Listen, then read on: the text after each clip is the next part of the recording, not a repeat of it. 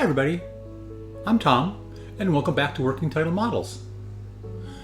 If you saw my earlier review of Tamiya's excellent 1/35 Schwimmwagen, today we're doing something a little different. Rather than repeating the history and reviewing what's in the box, this video picks up where that one left off. We're actually going to build it. This is a new format I'll be using on the channel. First we'll review a kit and decide if it's worth building. Then we'll follow it up with a complete build video where I'll show you what went well, what didn't, and hopefully help you avoid a few mistakes along the way.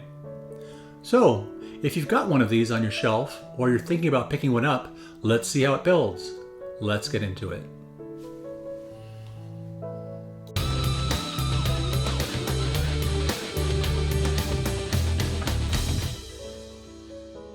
History. The Volkswagen Schwimmwagen Type 166 was developed during World War II as an amphibious light utility vehicle for the German military. It was based on the KDF-Wagen platform, what would later become the Volkswagen Beetle, but heavily modified for military use.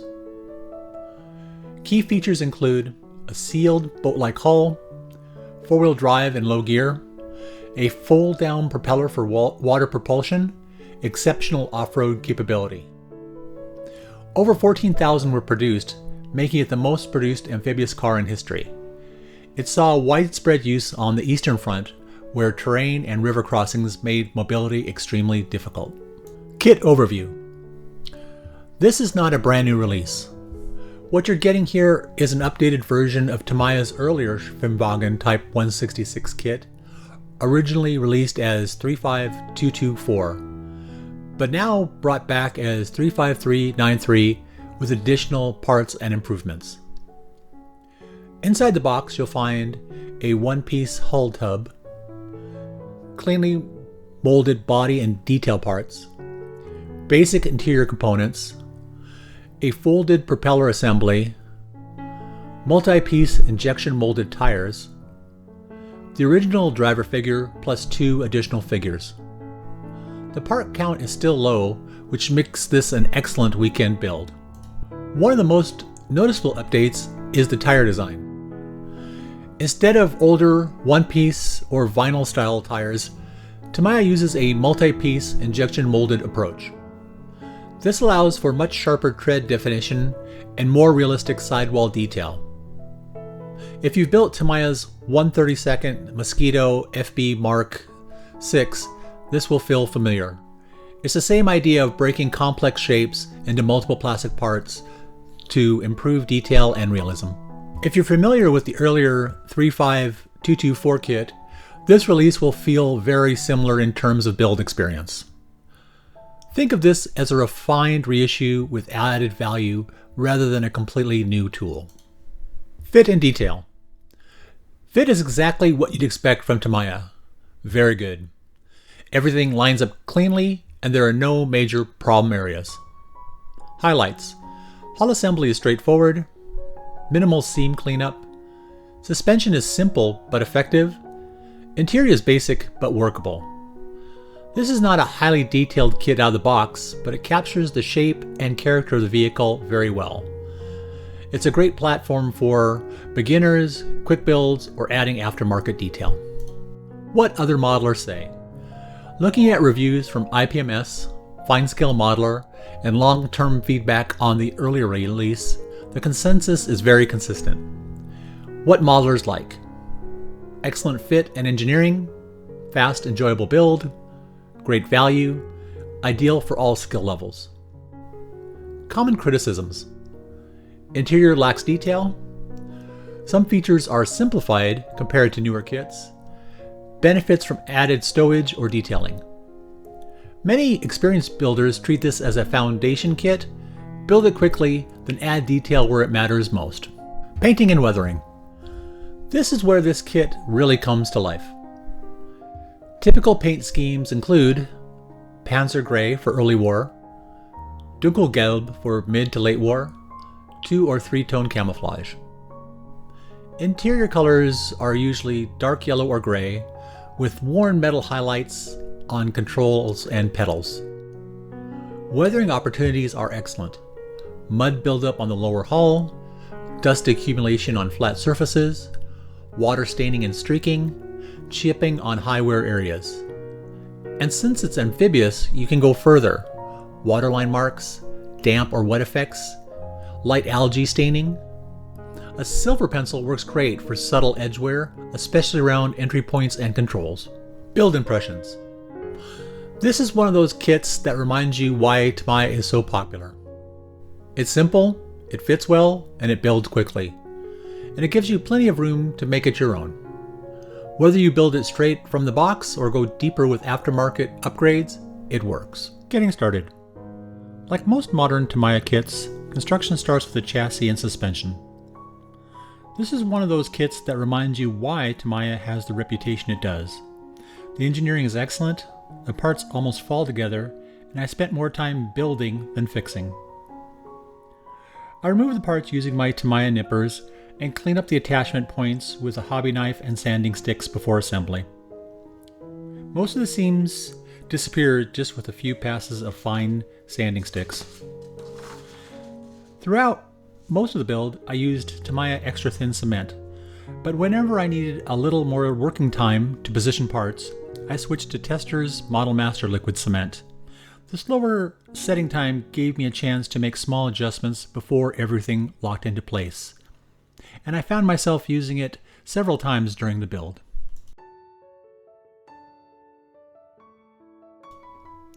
To add a little bit of extra realism, I cut the front wheels from the axles and repositioned them slightly to one side.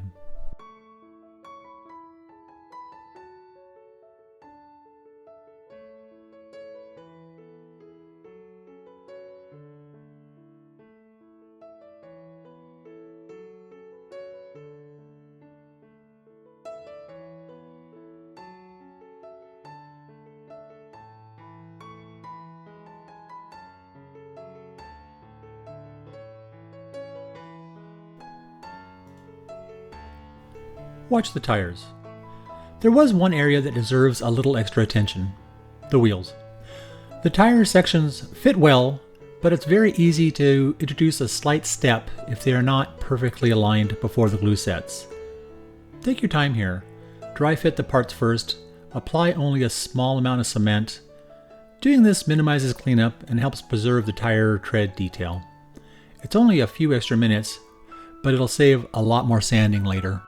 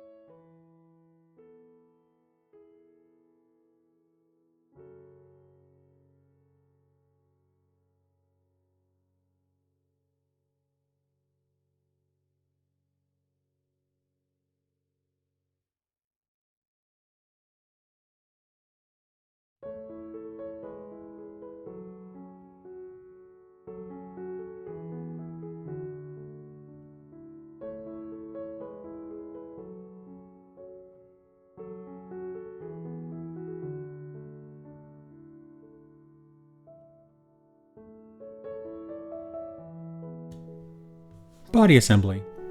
The body came together beautifully. One thing I really appreciate about this kit is how cleverly Tamiya engineered the major assemblies. Everything naturally lines up without needing clamps or complicated jigs. If you're a newer modeler, this is a very forgiving kit and an excellent introduction to military vehicles.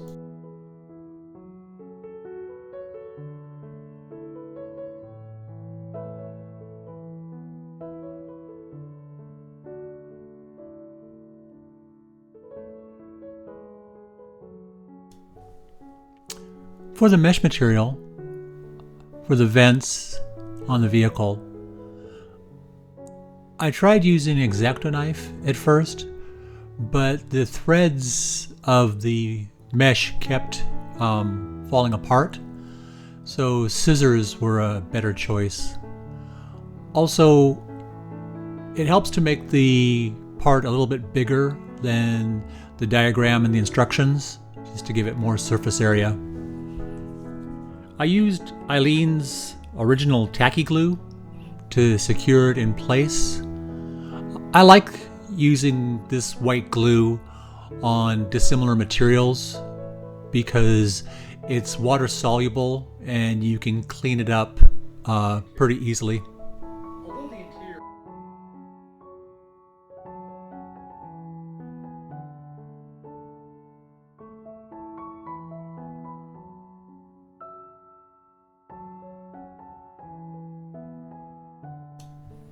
Interior. Although the interior isn't huge, Tamiya includes enough detail to make it worthwhile. The dashboard, steering wheel, seats, and controls all look convincing once painted. A little careful dry brushing really brought everything to life.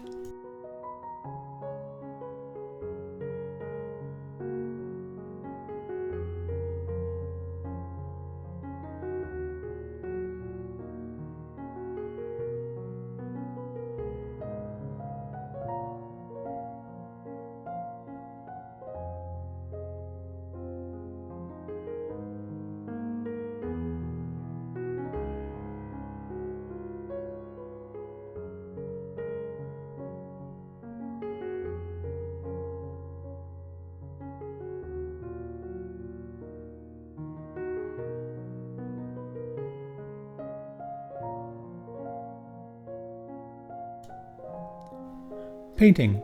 Before applying any color, I prime the entire model with AK black primer.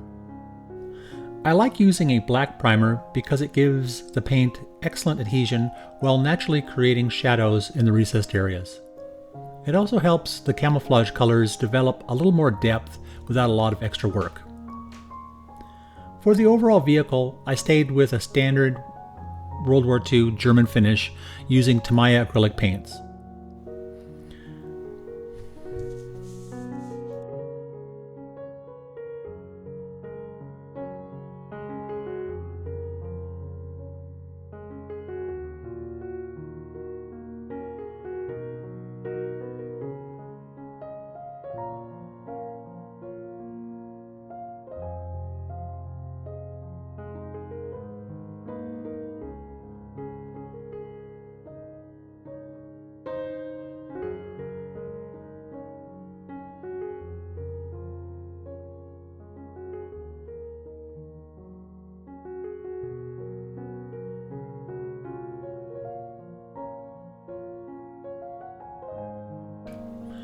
Before beginning the weathering process, I sealed everything with Ammo by MIG Ultra Matte Varnish.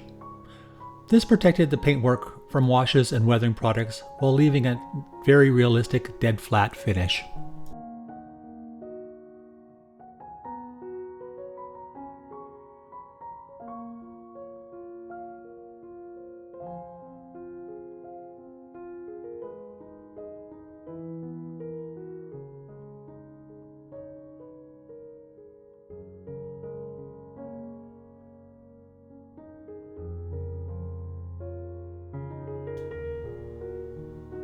The figures.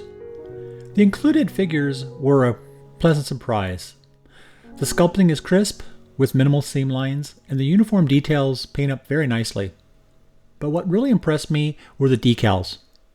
The figure insignia and markings settled down beautifully with virtually no silvering, and they responded very well to decal setting solution and looked painted on once everything dried. Honestly, they're some of the nicest figure decals I've used in quite a while.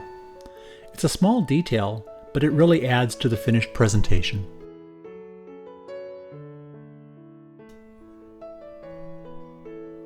Weathering. This vehicle spent its life operating in rough conditions, so I wanted it to look used, but not abandoned. I added pin washes around the details, dry brushing on raised edges, AK enamel summer Kursk earth color around the running gear, metallic wear on pedals, handles, and step areas. One thing I avoided was overdoing the rust. These vehicles were relatively new during much of their service life, so restrained weathering looks more convincing.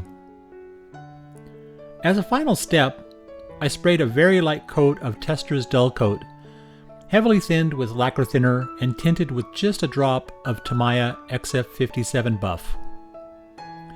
This tied all the weathering together, blended the finish, and left the model with a subtle dusty appearance without hiding any of the details. Final thoughts. So how did it build? Exactly the way I hoped it would.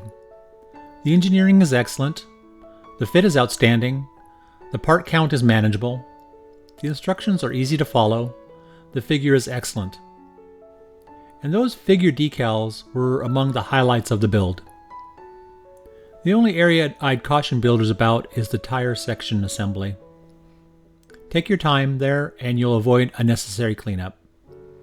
Otherwise, this is one of those relaxing projects that reminds you why so many of us enjoy building Tamiya kits. Whether you're a beginner looking for your first military vehicle, or an experienced modeler wanting a quick weekend project, I think this kit is an easy recommendation.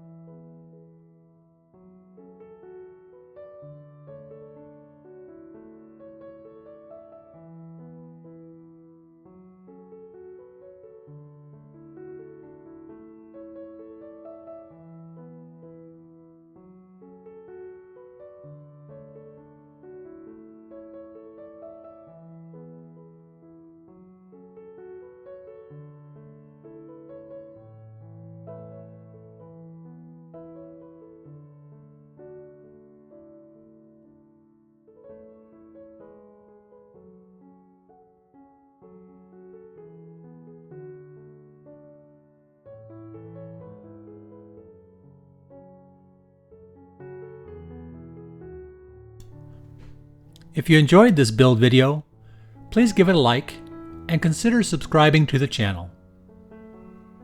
Have you built this kit? If so, let everyone know in the comments what you thought of it and whether you discovered any tips of your own. Until next time,